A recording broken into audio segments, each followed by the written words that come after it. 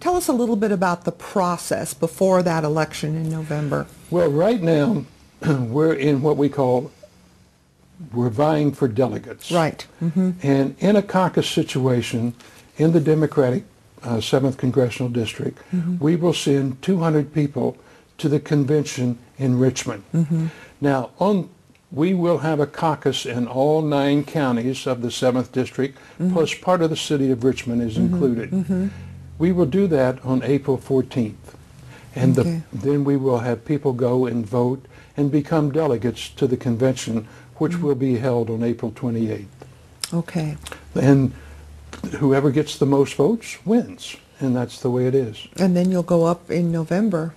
We'll Now, how are we doing in terms of budget and campaign things like that? Because, you know, clearly your opponent seems very well positioned in that regard. So, you know, there's an old saying, there's no amount of money that will buy your way out of a bad impression. there we go.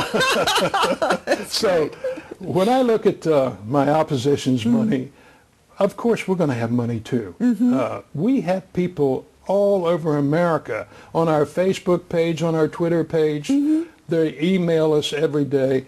Go, Dave, go. It's just one of those, it's a wonderful feeling. Of course, we have some bad days too. Yeah. That's the thing with social we media. We have such a wonderful time, and there will be money out there. I know there will be. We have, you know, you don't want to give away your strategy to the opposition, but we know we're going to have the money. There's no question about it. We have hired some very good strategists throughout the country, and we are ready. We're ready to go. We've just got to get through this primary race or this caucus race, and that's our big endeavor right now. All right. Okay.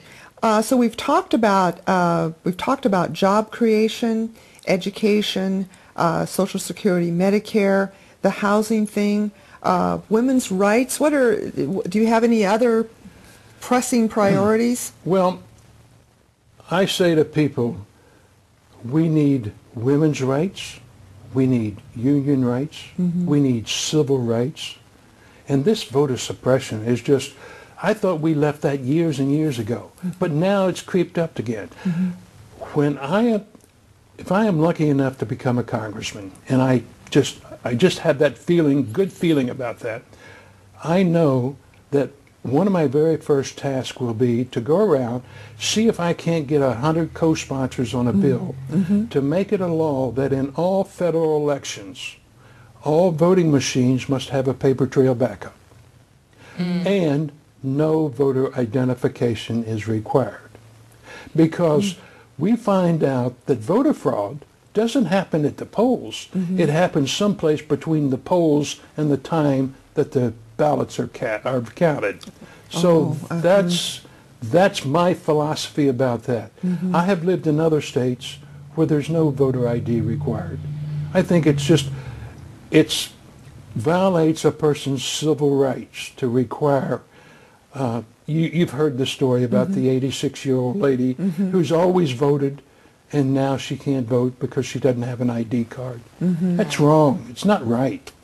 Because when you go into that polling place, most everybody in there knows the other person. Right. That's what's funny about it. Everybody knows everybody at my polling place. Yeah, sure. So it's just wrong, in my opinion, to try to suppress voting because it attacks the minorities, it attacks elderly people. I mean, it's so racist, in my opinion. So it's not right, and we'll change it. All righty. Yeah. Wow. Okay. I think it's so cool that St. Patrick's Day is coming up and your son has a birthday. And maybe there's going to be a pot of gold at the end of this whole thing for you. Well, I'm sure. We keep hoping, but you know what? There's an old saying, God helps those people that help themselves. Yes. There we go. We are out, and we're working hard. And I have the best campaign manager you could ever hope for. Yes, Leonore Jordan is here in Culpeper. And we also have Rudolph Travers, who's just done a wonderful job for us. So they're just wonderful people, and we have a great group. You know, while you're with us here today, Dave, tell us about, I know you've got a couple of upcoming events where people can, can meet you, Right. Well, by the time this airs, I think, well, if it airs tomorrow, we have an event tomorrow night at St. Stephen's Episcopal Church Parish Hall. Right. Okay. It's from 6 to 9. And by the way, that's Friday the 16th of March. So I know some people will get this later than that. Then we have some other events coming up in the future in April. And we have at least 2 to 3 events every day now.